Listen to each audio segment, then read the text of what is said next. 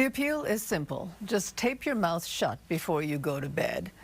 Well, the benefits, according to what they're saying, more energy, a healthier heart, even a more chiseled jawline. Jonathan Jarry is with the Mcgill Office for Science and Society. Hi, Jonathan. Hi. So what are some of the arguments people are making for mouth taping?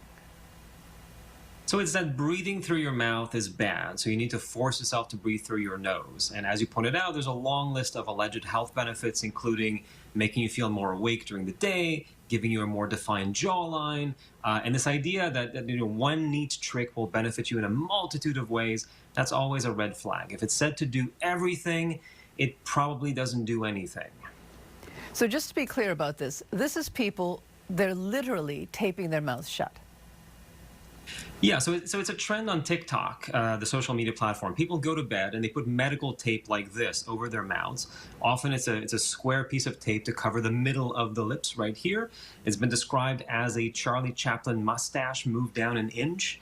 And of course, various companies are selling their own version of mouth tape, which is claimed to be, of course, the best.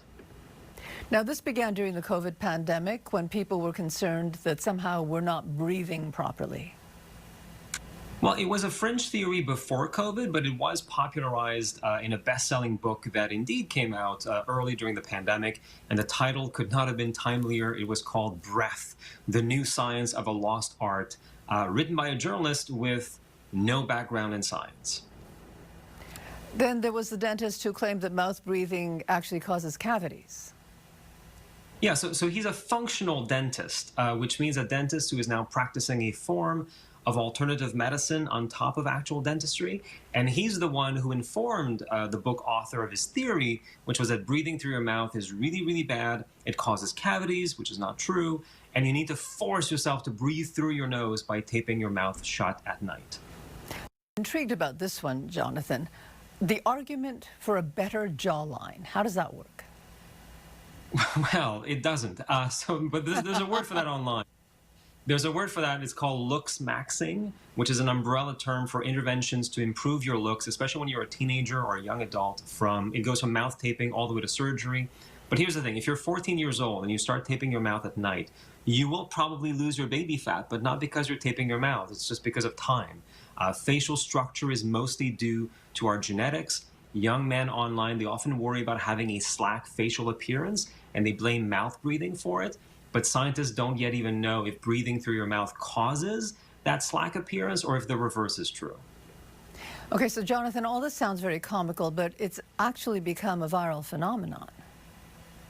It has. I mean, and it's not just on TikTok. It's Joe Rogan, the biggest podcaster in the world. It's actress Emma Roberts. It's Jimmy Fallon. It's Andrew Huberman, the biggest science podcaster in the world, whose advice is very often wrong. Everyone is seemingly, taping their mouth shut at night. And the benefits, based on the few studies that have been done, they are really uncertain. But there are some advantages, though, to breathing through the nose rather than the mouth.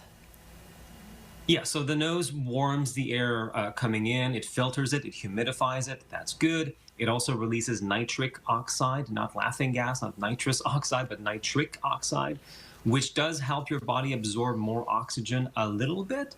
So that part is indeed good. But there is a warning as well that it can be dangerous for some people.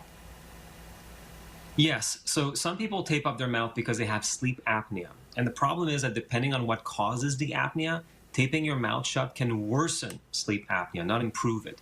And that's a problem when something is sold as a cure-all. It's not. There are very few universal solutions. If your sleep apnea is due to an obstructed nose, taping your mouth shut means that your air supply is going to be significantly compromised. So breathing through our nose, yes, it's good, but the evidence behind forcing yourself to do so at night by taping up your mouth, it's just not convincing so far.